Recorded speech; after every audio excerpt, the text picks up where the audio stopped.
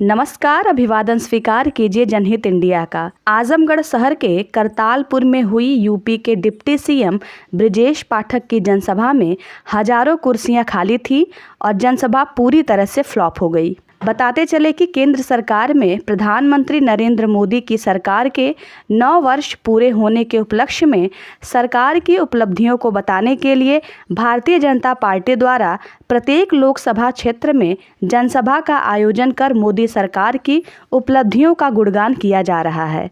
इसी क्रम में आजमगढ़ लोकसभा क्षेत्र की जनसभा शहर से सटे करतालपुर में आयोजित की गई, जिसके मुख्य अतिथि उत्तर प्रदेश सरकार के उप मुख्यमंत्री ब्रजेश पाठक रहे। चिलचिलाती धूप, भीषण गर्मी और लू की वजह से डिप्टी सीएम की रैली फ्लॉप शो हो गई, क्योंकि हजारों की संख्या में कुर्सियां उस वक्त भी खाली रही जब डिप्टी सीएम का संबोधन चल रहा था। रैली में जनता तो नाम मात्र की थी, किंतु बीजेपी कार्यकर्ता भी नजर नहीं आ रहे थे। जो लोग पहुंचे थे वह भी गर्मी से बेहद परेशान थे और लगातार पसीना पोंछते ही नजर आए। खैर, आइए सुनते हैं कि दिनेश लाल यादव निरहुआ के संसदीय क्षेत्र आजमगढ़ में क्या कहा यूपी के डिप्टी सीएम ब्रजेश पाठक ने। आदरणीय प्रधानमंत्री नरेंद्र मोदी जी के सेवा सुशासन और गरीब कल्याण के 9 वर्ष पूरे होने पर आयोजित जनसभा में हमारे बीच में उपस्थित है आजमगढ़ के लोकप्रिय सांसद हमारे मित्र आदरणीय दिनेश लाल निरहुआ जी, भारतीय जनता पार्टी के क्षेत्रीय अध्यक्ष हमारे साथी आदरणीय शैलानंद राय जी। गैस कनेक्शन देने का काम पूरे देश के अंदर हुआ। किसान सम्मान निधि पूरे देश के किसानों को मिली है। भले यही कांग्रेस पार्टी के नेता कहते थे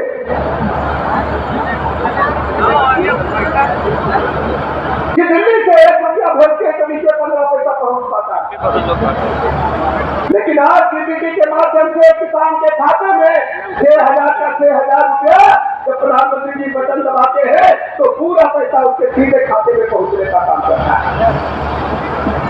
जल जीवन मिशन पेयजल के कारण हजारों बीमारियां होती थी, दाम और पानी की संख्या बढ़ रही है।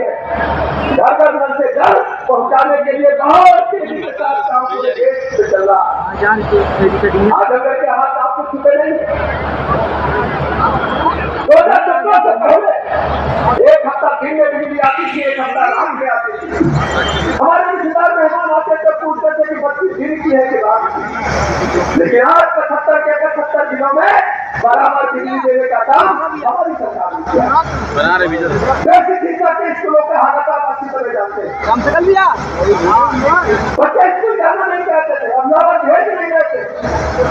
कार्यक्रम योजना के माध्यम से सभी स्कूलों को बेहतर से बेहतर बनाने का काम चल रहा है।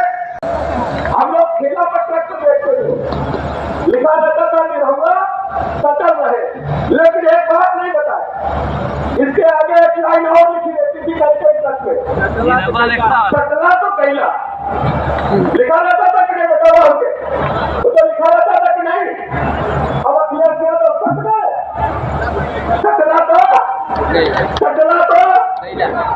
तो कैला। तो निरहुआ जी अपने सम्मान से दवाई का स्वागत करी और जो आजमगढ़ के लूटे आई, जो आजमगढ़ के किस्तर करे आई, उसका निरहुआ जी कल्याण करेंगे। सटला तो कैला। आदरणीय प्रधानमंत्री नरेंद्र मोदी जी के नेतृत्व में देश में 9 वर्षों में गरीब कल्याण योजना जन जन तक पहुंची।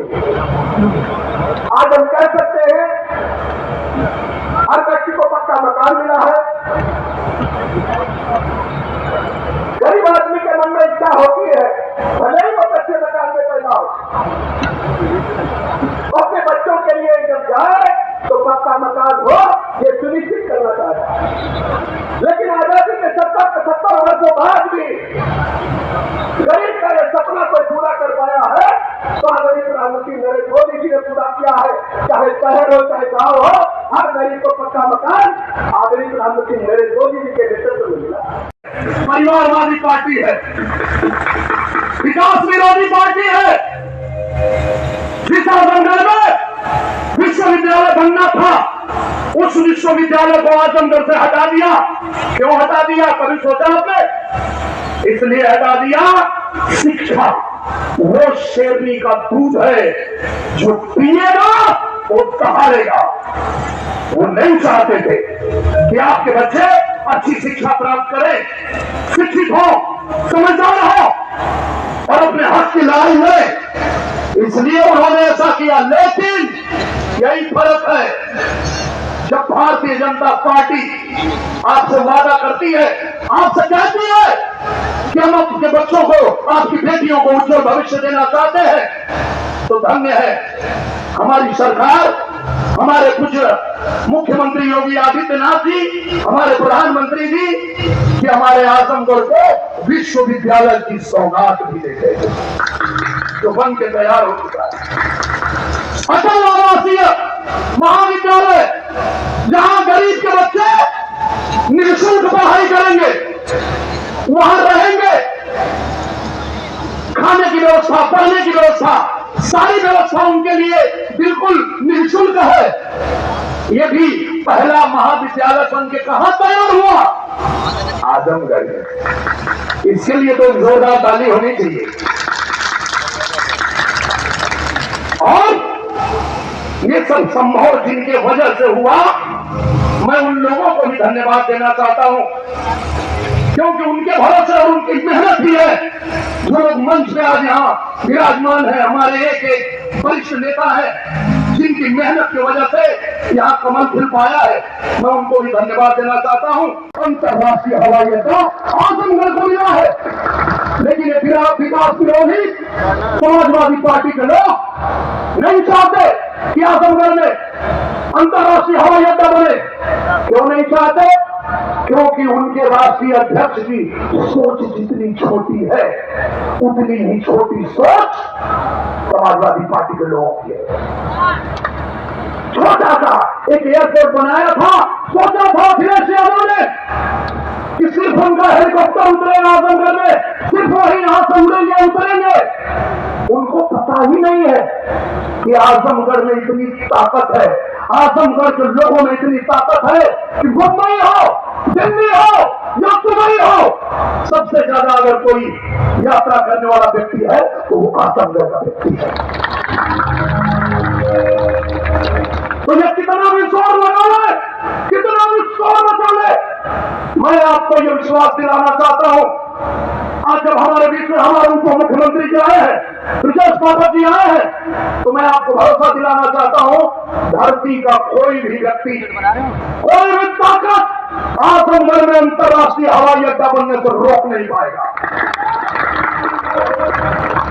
लगाना तुमको जितना जोर लगाना है, जितना शोर मचाना है, क्योंकि मैंने चुनाव से पहले ये बात कहा था कि चाहे जितना जोर लगाना, चाहे जितना शोर मचाना, जीतेगी बीजेपी ही और आएंगे फिर।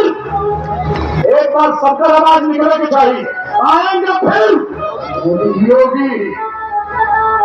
और जब योगी जी आए तो जो कहा था वो करके दिखाए। समझ में कहा उन्होंने समाजवादी पार्टी की गुंडा माफियाओं को पालती है, पोसती है, उनको मिट्टी में मिला देंगे। मिला दिए कि नहीं? हाथ उठा के बता मारो। बुलडोजर बाबा चाप रहे हैं, बुलडोजर बाबा चाप रहे हैं, माफिया हाथ रहे हैं।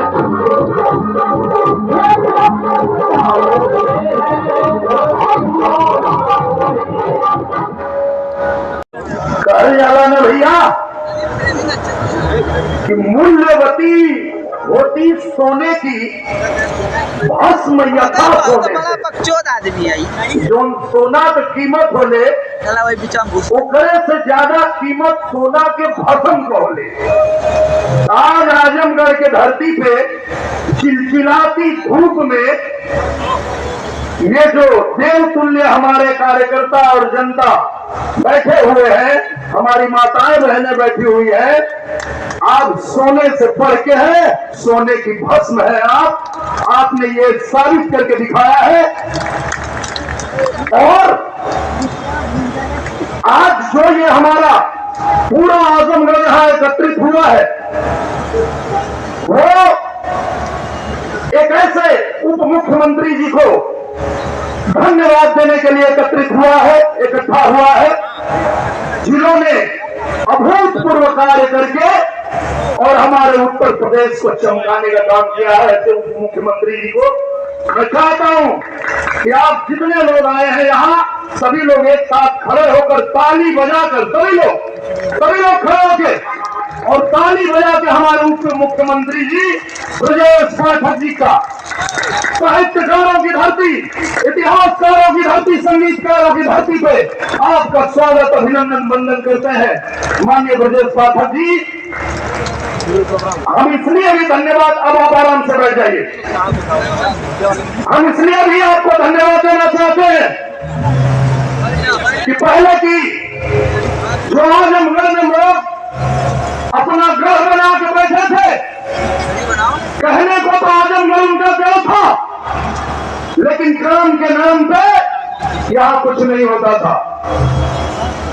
तो मुझे याद है, ठंडी का दिन रहा और चुनाव लड़ने से पहले हम माननीय ब्रजेश पाठक जी से, अपने उप मुख्यमंत्री जी से मिले बैलगाली और कौड़ा तापत रहना, आगे तापत रहना।